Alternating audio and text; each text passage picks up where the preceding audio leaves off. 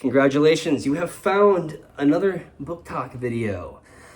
This one specifically on a YouTuber who has all but 13 subscribers and no credentials to be talking about the situation.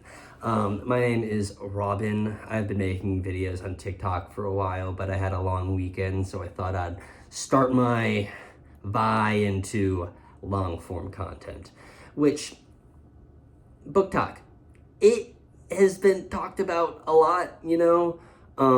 I feel like every 5 or 6 months I get some sort of thumbnail being like, here's the new BookTok craze. Why does everyone like this bad, awful book that's all smut and no plot? And there's a lot of BookTok criticism content out there. And in fact, there's so much out there. For a while, I was sort of iffy on really trying to criticize BookTok books, because a lot of criticism out there is very heavily steeped in misogyny. That's just a fact of nature, you know, the fact of the situation, I guess. A lot of the criticism I have seen has come from a place of sometimes masked, sometimes just out in the open, quiet part out loud. This book's for women who like porn, smut, smut, smut. Which is an entirely unfair critique of a lot of these books. A lot of books, in fact, that like I have seen as labeled as heavy smut is not that bad, guys. First of all, don't read it if you don't like. Why are you actively reading a smut book and then complaining about smut? Like, that's like complaining about finding dairy in the drink you specifically ordered with whole milk. Like, it's gonna be there, and there's nothing wrong with media not being for you. But I do think there is a lot on BookTok that I have found I have not liked, that I want to criticize, but I don't want it to come from a place of misogyny, you know? I'm non-binary myself, but even still, I was raised male, and I'm very male-presenting. And I can acknowledge the fact that the background that I have may leave me predisposed to certain levels of misogyny. So let's talk BookTok, and let's sort of talk, how should we approach criticism? Now, my personal story with BookTok starts in the year 2022. I was a sophomore in college, and during my sophomore year, I wanted to get back into reading. I fell into the YouTube rabbit hole one time and found a video talking about reading and how to get back into it, and that motivated me personally, you know. So, and also around this time, downloaded an app called TikTok. You may have heard of it, and because I had this app, I'm like, well, I might as well look for book recommendations on here. After all, I've seen the BookTok shelves at my Barnes & Noble. I've heard people discuss certain books, and the first book that I picked up from BookTok, or that I was recommended on BookTok for, is right here, Song of Achilles by Madeline Miller. That book is so good. If you have not read it, read it. I loved it. I couldn't get enough of it. I've read it 3 times now. And the other book, Circe, that Madeline Miller has wrote and published, I personally like it more. That is a hot take in many circles, but I personally like Circe a bit more. Long story short, though, great book, and I think I'm very lucky that the first book that I found on BookTok, TikTok, was good. Also, I should probably specify before I keep talking, when I say BookTok, I pretty much just mean TikTok videos that relate to book-themed content, which I think is what most people mean by it, but some people are like, oh, well, this isn't BookTok, that's just some TikTok that's about books. BookTok's a certain culture, which, if that's how you want to approach it, don't let me stop you. That's not how I'm approaching it, though. But yes, first BookTok book, Song of Achilles, loved it, showed me what BookTok can be, a platform for authors who have written these amazing books who might not have another platform to promote their books. Now, little swig break of my mint tea.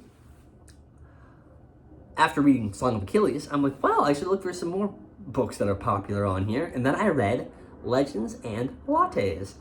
Love Legends and Lattes. Cozy fantasy. It showed me what cozy fantasy can be. I think, correct me if I'm wrong, but that's like the book that really kickstarted cozy fantasy. Love Legends and Lattes. It is not as deep as Song of Achilles, in my opinion. It was a fun read, though. It was a very fun, cozy read.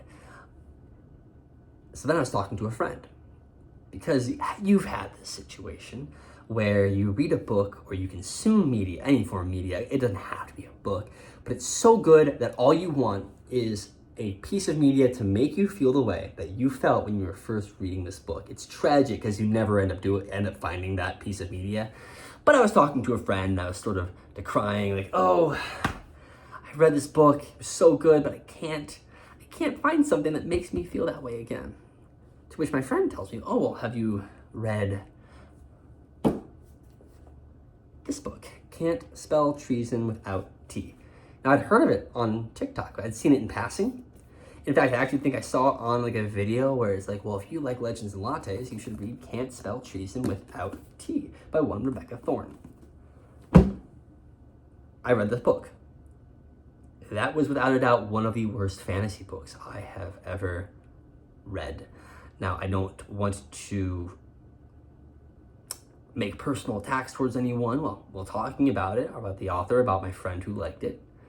And that's sort of like, this book is what made me want to make this video, because there is criticism to be made here. But I was going online and I was looking at a lot of the comments on Goodreads and other platforms, and a lot of the reviews that agree with me in the fact that the book was bad had a bit of a misogynistic spin on it. You know, like accusing the female characters of being Mary Sues and complaining about the queer couple as the protagonists and all of that. Those are not, I mean, those aren't valid complaints at all. You know how I know those aren't valid complaints? Because I've read books with female protagonists that I have really liked. I have read books with queer representation I've really liked as a queer person myself. Obviously, those books exist. So those aren't criticisms of a story. However, when you are in the same space as those people criticizing a book in that manner, you may come across, like you're gonna fear that you're gonna be coming across that way, which you don't want to. And this is a theme amongst BookTok books. Fourth Wing, Court of Thorns and Roses, and that series. A lot of the criticism is just misogynistic dudes. It's just a fact of it. That's just the fact. So the question is, how can we really criticize these books in a way that is productive, constructive criticism, breaking free of either intentional or unintentional bigotry, right? I want to break free of that. How do we do that? Well, I think that the fact of the matter is, it's simple, but at the same time, it has to be intentional. BookTok sort of has this reputation of being this den of sin and full of smut and pornography for the women. Okay, that is a whole bag of worms that I feel like I am not qualified to open and accurately assess. However, the fact of the matter is this: if you don't like smut, don't read it. But the existence of smut in itself is not bad. Erotic content, especially in fiction, has always been there. You're just seeing it because TikTok is a very open platform. You know, we should not criticize books for having smut, and that's the first point I want to make. A book having explicit scenes does not make it bad. Now, I've read books with explicit scenes, but the explicit scenes themselves are just poorly written. That's a criticism you can make right there. But in terms of like books having explicit scenes, like books typically don't try to hide that. That's typically, if anything, usually a selling point. So like a lot of these people saying, oh, these BookTok books are just trying to trick you into reading pornography. That's not true. Every big book that I've seen on a shelf or on TikTok that has had explicit content, typically they're very open about that because they're trying to use that as a selling point, you know? So it's not being hidden. I think if you're saying that it's being hidden, you're just really bad at deducing what is and is not smut or that, which just maybe read the back of the book before you pick it up. So yeah, criticizing something for having explicit content, be that excessive violence or smut, is not a valid criticism. So when I see reviews of this book, because there's barely any spicy scenes in this book, I'm not gonna lie, they exist. They're not really all that fleshed out. That doesn't make the book bad, you know. There are other things that can make a book bad that aren't just including content you don't like. Which brings me to my next point, talking about the characters. Now, this book had some really unenjoyable characters for me, you know, and this is all subjective. If you like the cast of this book, while I may question your judgment, it's your judgment, it's not mine. However, a lot of the criticism I have seen comes from the characters' identities, and some of it is a bit less explicit though. With the smut thing, people are pretty up in arms specifically about smut, about how gross it is and to them. But in terms of like women leads and female characters in fiction, people will try to mask it, you know? Like, I remember when I was in middle school and the Star Wars sequel trilogy came out. I'm sure everyone here is familiar with the backlash that the character of Rey received. And there are valid criticisms to make about that character. But the fact is, there are valid criticisms to make about any character. No character is written in a way that will appeal to everybody. And that is the thing. But you're being like, this character is written too powerfully, she does too much. Like, a lot of like the Mary Sue arguments come from women doing too much in stories. And it's like, would you complain that much if it was a man, if it was a male character, which usually not. There have been instances where I think, yeah, you make your character too powerful to get boring. However, really dig into what do you not like about a character. Is it their identity? Because if it's their identity, then you really need to address that aspect of how you consume media. In fact, if the identity of a character, especially if a character being like part of a minority identity, bothers you that much, you are not getting the most out of media. That bias is getting in the way of you really enjoying something, and that's kind of sad. I'm not saying kind of sad, that's really sad, man. Instead, dig into, well, what actions does this character take in the book? Do these actions make sense for the character established in the beginning of the book? Do they not make sense for the character? And I'm talking about power level. You know, I'm not saying, can this character shouldn't be able to cast a 9th level fireball. You know, I'm saying things of, oh, is this character established in the beginning to be a very intelligent character, but the plot only happens because despite being portrayed as an intelligent character by the world, they make bad decisions that the plot needs to go forward? Right there, I think that is one critique I have of this book, is that one of the main characters is a very powerful wizard who also is studied very well in the arcane. And despite all of this, and also this very prominent political figure, they continuously make these decisions that I feel like someone with a magical background and an educated background who is familiar with the politics of the world would not make. And that's just a critique I have. That has nothing to do with the character's identity, more of the character's background, the character's role in the world. Does it match how they interact with the world, if that makes any sense? And try to stop looking at characters as their identities and more as their role. Don't think of it as the female protagonist. Think of it as the protagonist, however they're portrayed. Now, their identity does play into their character, of course. course, I'd be foolish not to acknowledge that, especially characters that break boundaries. Those are very important characters. But your critique of these characters should not be based upon them breaking those boundaries. So that's point number 2. When you're interacting, especially with BookTok books, and you're trying to make your criticisms of, like inform your criticisms of the book, do so in a way that keeps this in mind. So far we've talked about how decrying content such as smut isn't really a valid criticism because that book just might not be for you. And we've talked about how